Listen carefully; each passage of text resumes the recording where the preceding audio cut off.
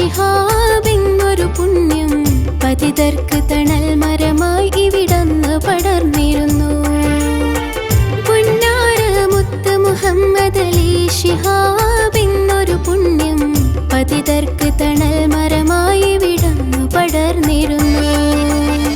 പടിവാതിലടക്കാതെ പകലും രാവും പണ്ട് മുതൽക്കേ തുറന്നിട്ടൊരു തറവാടിൻ പുകഴ്നാട് പരന്നിടുന്നു. പതിവായി നിലമൊഴിയാതെ പലരും തേടി വരുന്നൊരാ വീട്ടിൽ പരിചന്ദ്രനെ പോലൊരു പൂമുഖം പുഞ്ചിരി തൂകിരുന്നു.